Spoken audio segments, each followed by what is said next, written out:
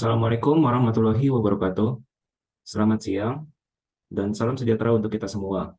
Yang pertama-tama yang saya hormati, Ibu Dr. Alfati Manggabarani, SEMM, yang sudah memberikan kita kesempatan untuk mempresentasikan hasil wawancara UMKM kita dan sudah berkenan untuk menyaksikan video yang sudah kita buat.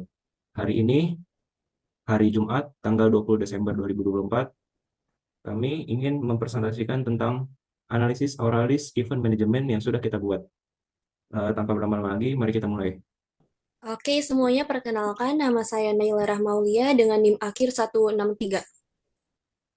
Perkenalkan, nama saya Lufi Nurjana dengan NIM akhir 179.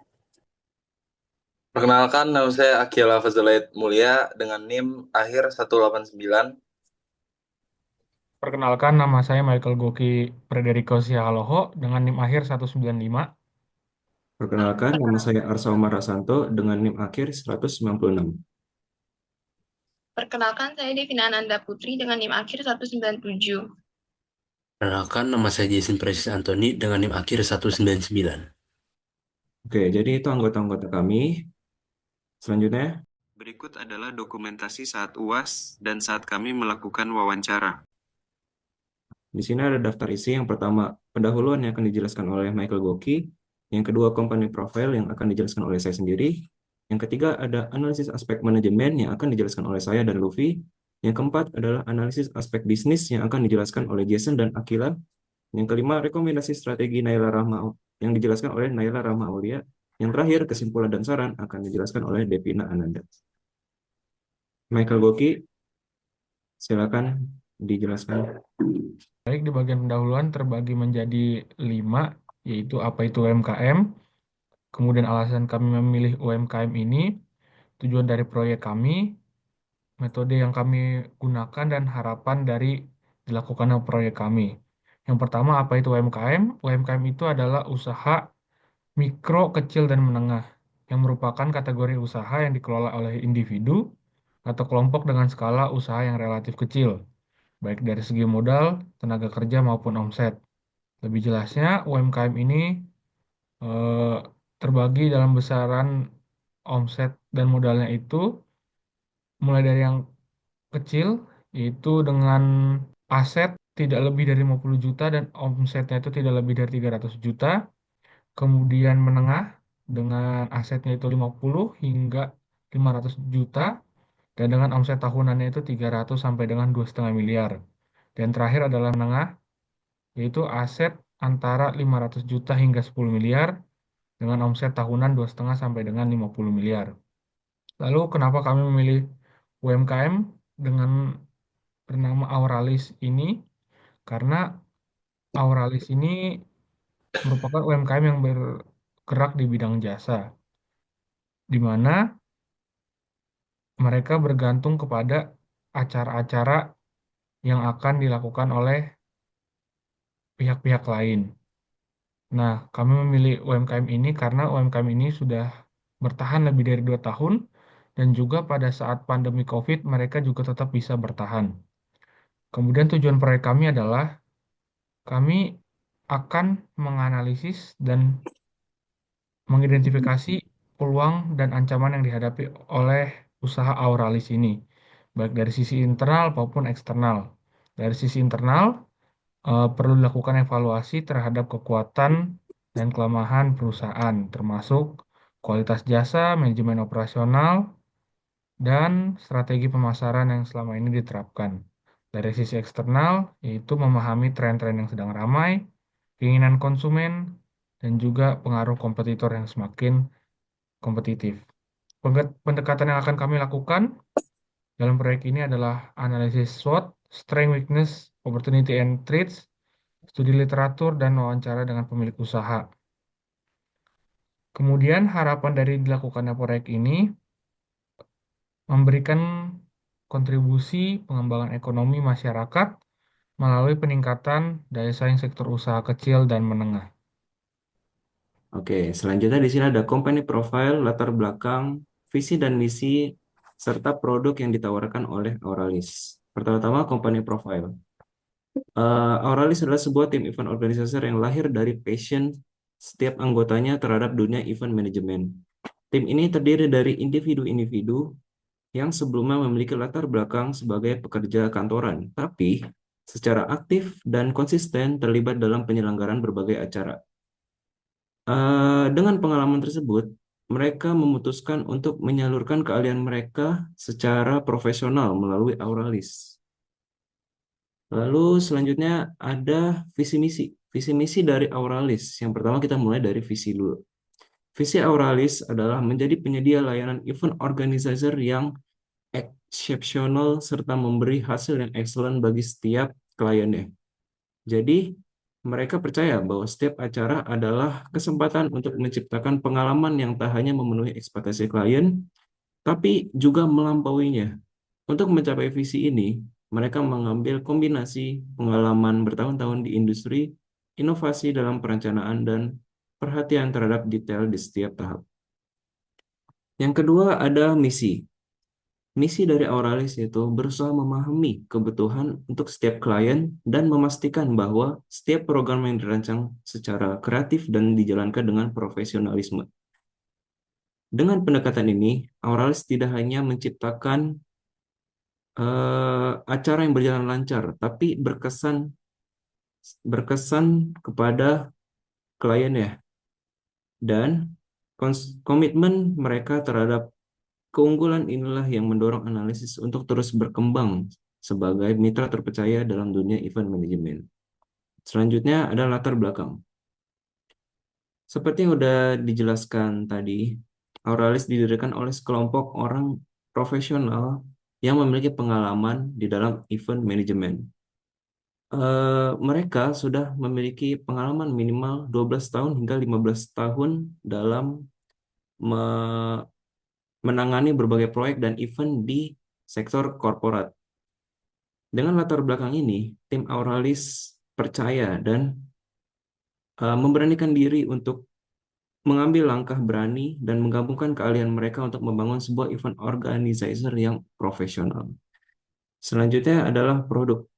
Produk yang disediakan oleh Auralis ini lebih bercondong kepada korporat, yaitu ada program CSR, lalu seminar, acara apresiasi, pesta internal, dan bazar amal dan lain-lainnya.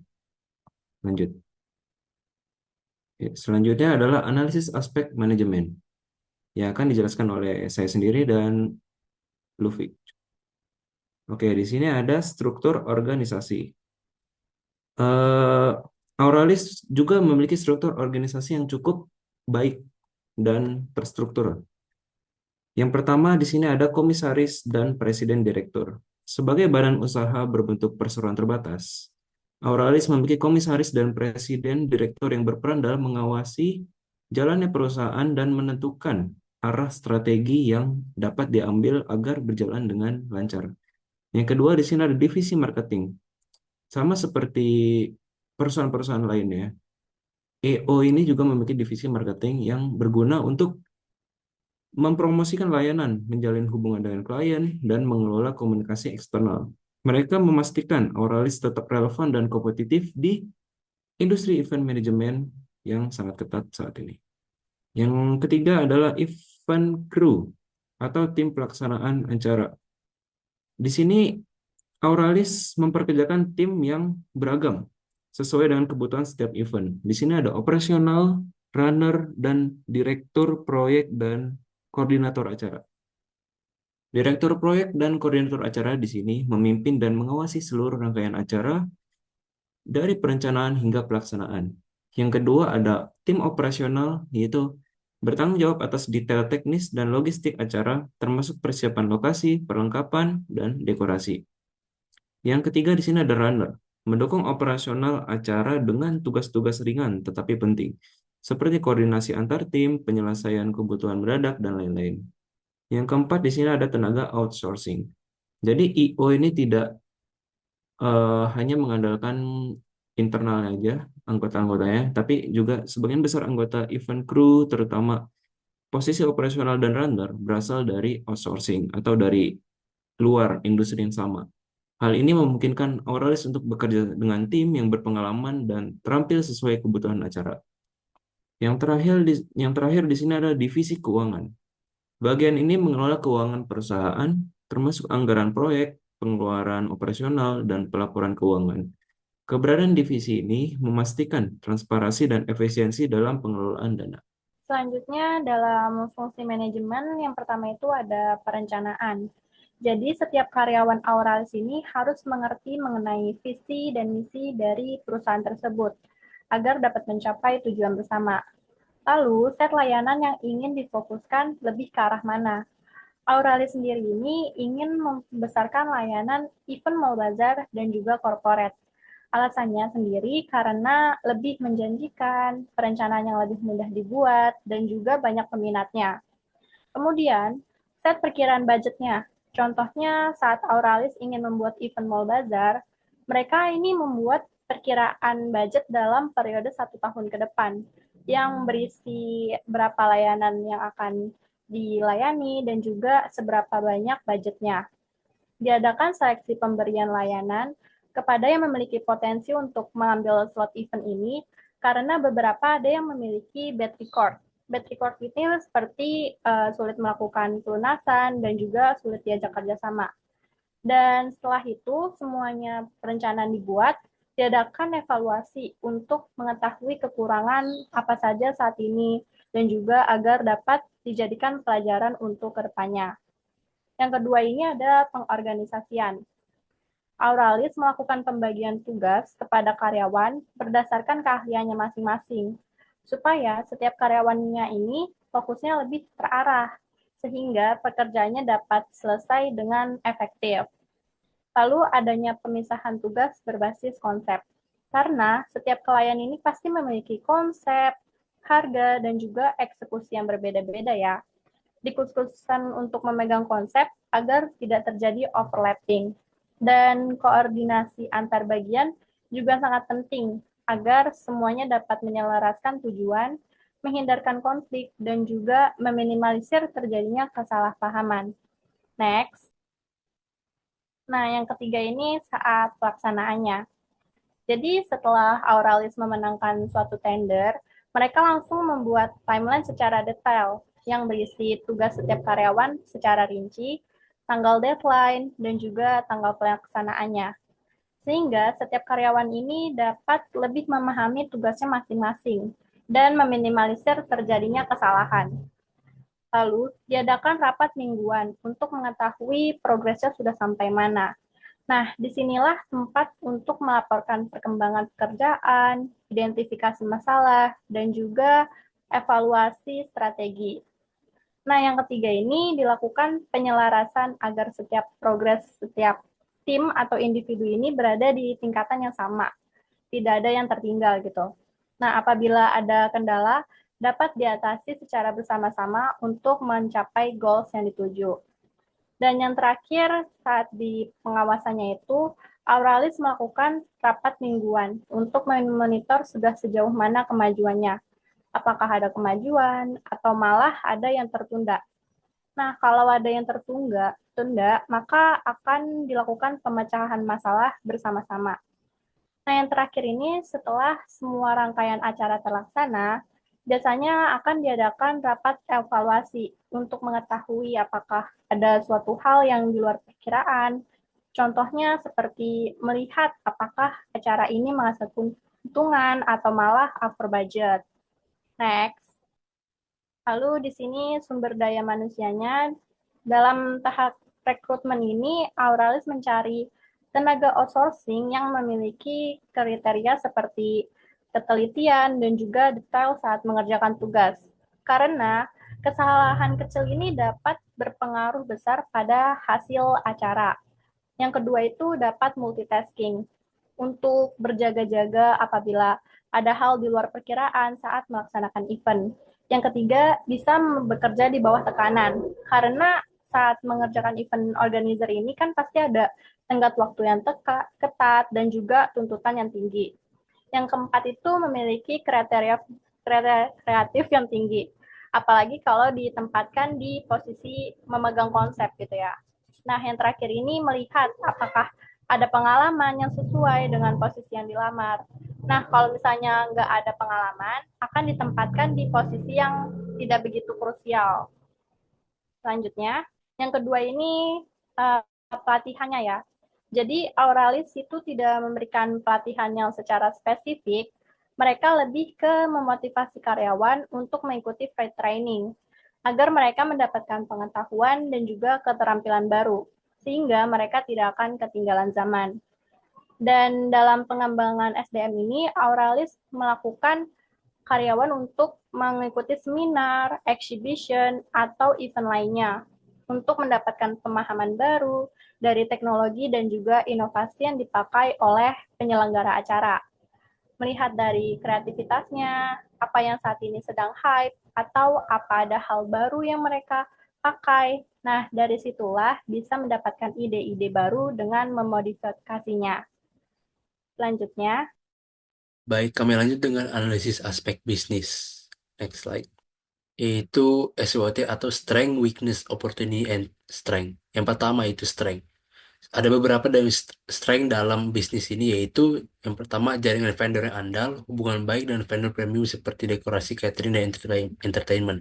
Dan kata lain kayak kerjasama antar vendor-vendor lain dengan event management Auralis ini. Yang kedua ada portofolio terkemuka, track record dalam menangani acara sukses, termasuk seminar, konferensi, atau perayaan perusahaan. Seperti dalam, kalau misalnya kita lihat dalam CV-nya tersebut, kayak pengalaman-pengalaman sebelumnya itu cukup baik untuk Auralis tersebut.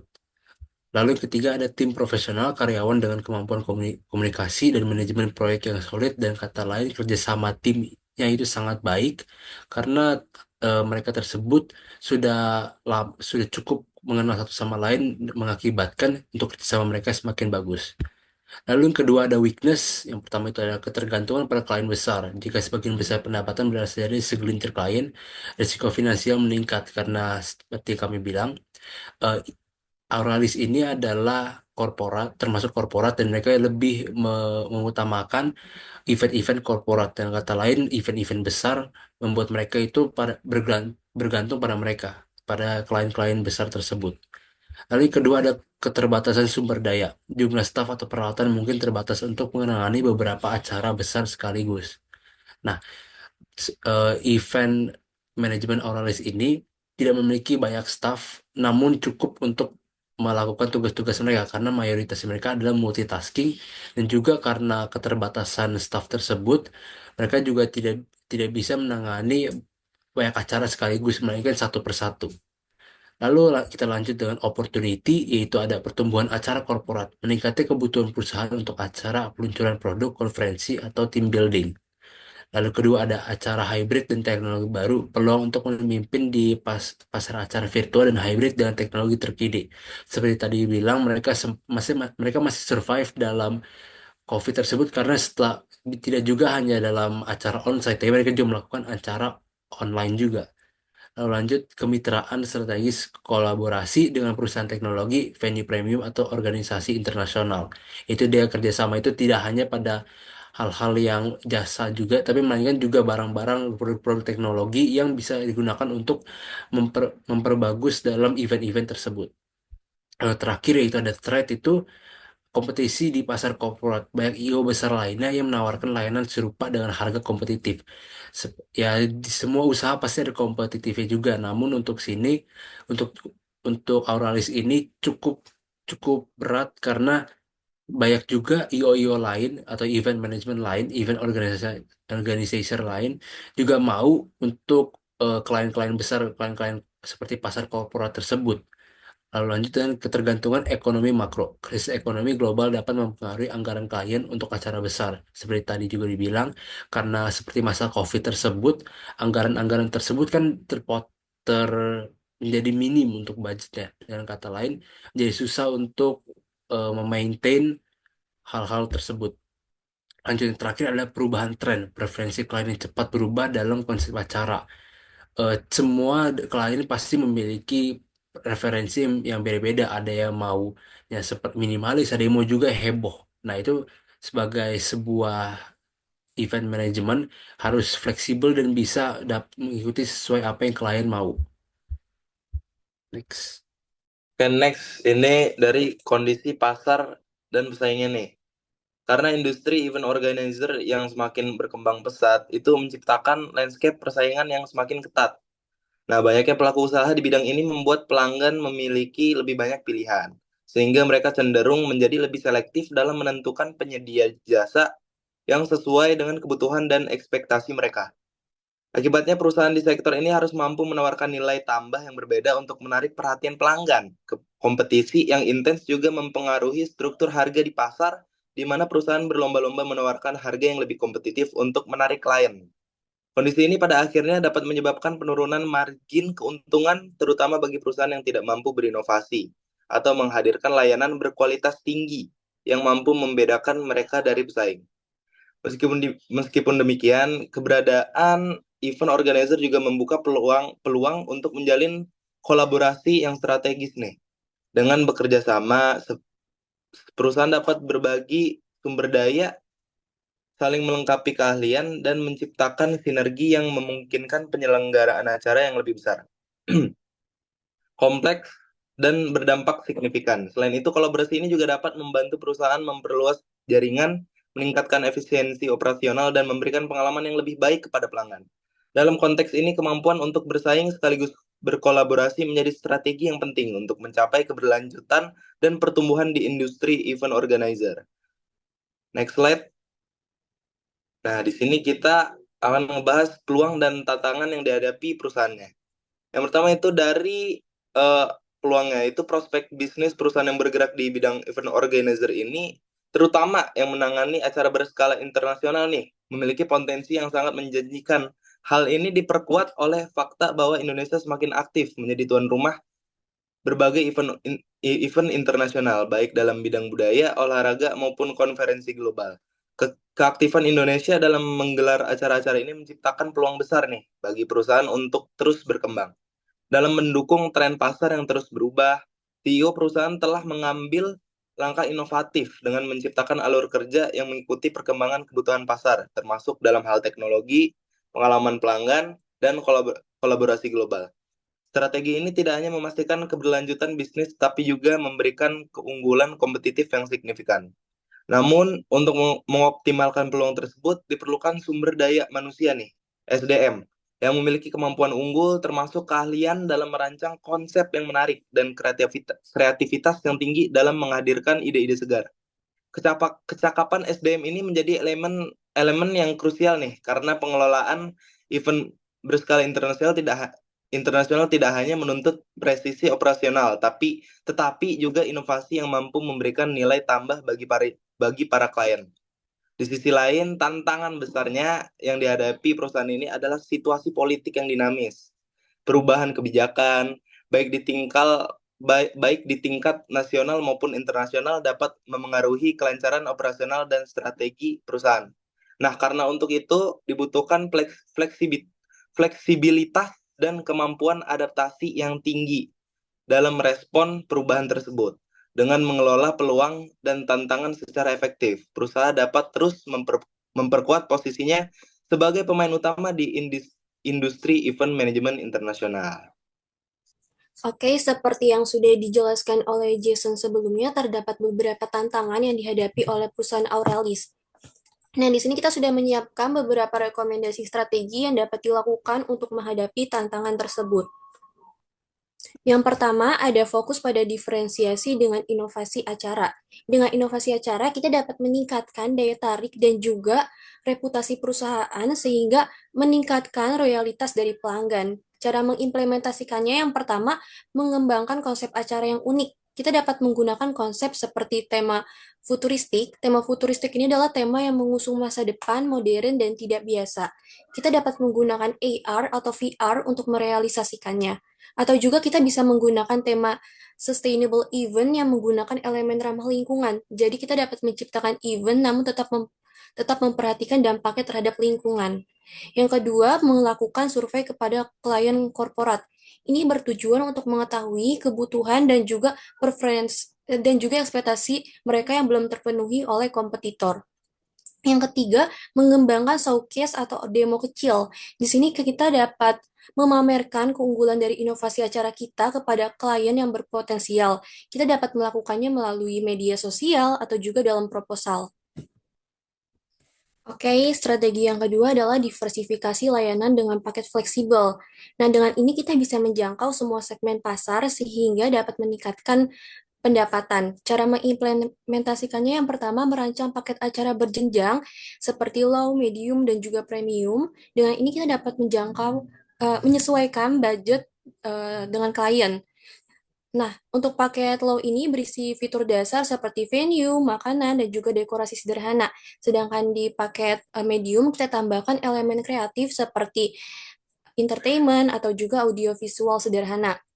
Nah, untuk paket premium, ini paket acara lengkap dengan fitur tinggi seperti AR atau VR dengan personalisasi penuh.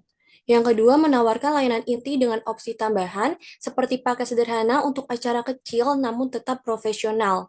Yang ketiga, berkolaborasi dengan vendor atau mitra. Kita dapat berkolaborasi dengan vendor atau mitra yang menawarkan diskon untuk menekan biaya namun tetap memperhatikan kualitas acara. Next.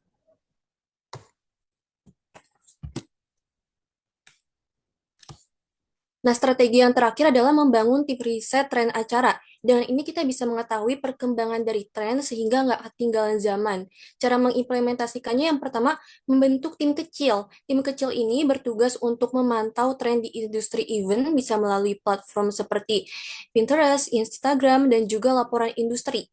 Nah, yang kedua, mengadakan sesi brainstorming reguler. Kita dapat mengadakan sesi ini bersama tim kreatif untuk mengadaptasi tren ke pasar lokal. Nah, yang terakhir, melakukan survei online atau polling media sosial. Dengan ini kita bisa mengetahui preferensi terbaru dari klien secara langsung. Next. Baik, yang selanjutnya ada kesimpulan dan saran.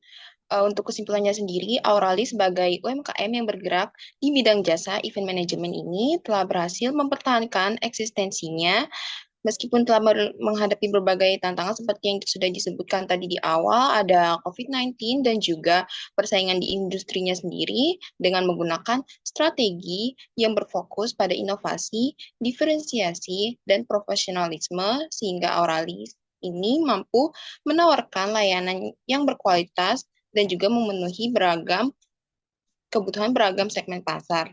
Nah, dari analisis aspek manajemen dan bisnis yang sudah disebutkan di pertengahan tadi, ada analisis SWOT menunjukkan bahwa kekuatan utama Auralis itu terletak pada tim yang kompeten, portofolio acara yang solid, dan juga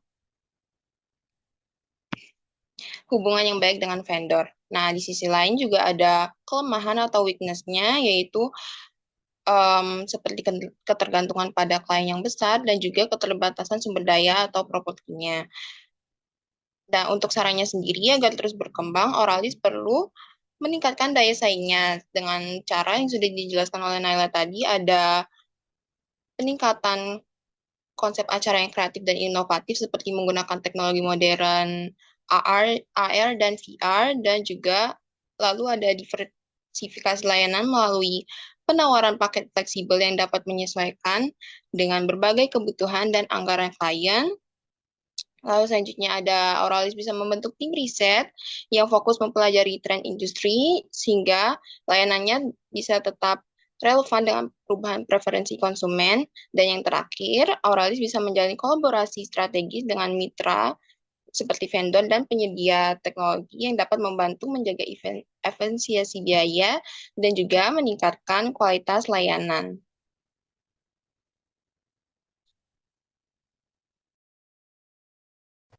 Oke, sepertinya sekian beberapa hal yang bisa kami sampaikan.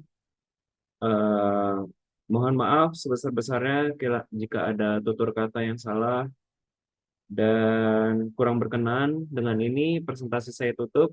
Terima kasih atas perhatiannya. Wassalamualaikum warahmatullahi wabarakatuh.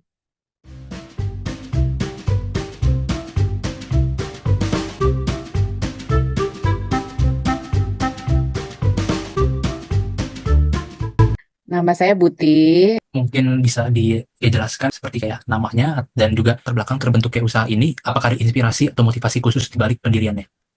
Jadi event organizer-nya namanya Auralis, ya dari Aurora Borealis ya. Nah, kita ini orang-orang profesional yang kerja di perusahaan ada yang lebih dari 15 tahun, minimal 12 tahun. Kita handle di dunia itu, di corporate, sampai akhirnya mencoba memberanikan diri untuk, oke lah, let's do it. So, kita bikin event organizer ini dengan keahlian kita masing-masing dikombin jadi satu. Selanjutnya untuk pemangku kepentingan usahanya boleh disebutkan sekiranya siapa saja gitu yang menjadi petinggi dalam perusahaan ini. IO itu kan bukan suatu company yang besar banget ya biasanya, Iya. karena mereka banyak menggunakan outsource atau freelancer. Jadi kalau bisa dibilang mungkin karena kita punya PT, maka pasti ada komisaris dan ada presiden director, ada bagian untuk marketing dan juga bagian untuk finance. Dan untuk selain dari itu, biasanya kita kan ada namanya event crew ya, baik dari yang paling rumit misalnya stage director dan lain-lain sampai ke yang bawah runner, itu sebenarnya kita outsource. Pertanyaan selanjutnya, bagaimana proses pengorganisasian di dalam perusahaan untuk memastikan operasional berjalan lancar? Tadi kan udah ada struktur organisasinya.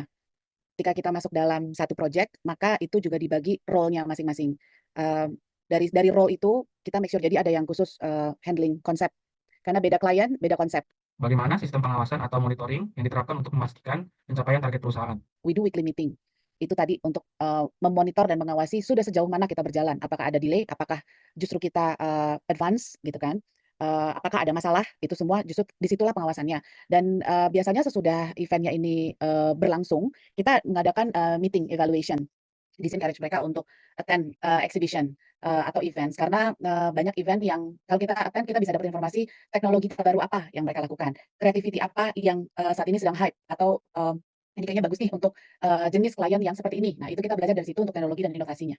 Apa saja sih keunggulan utama dari layanan yang Ibu tawarkan? Nah, mengapa produk ini bisa menjadi pilihan yang menarik bagi konsumen juga? Sebenarnya IO itu kan nggak punya produk ya, kita jasa. Oke. Jadi mungkin jasa yang kita unggulkan yang tadi event manajemennya.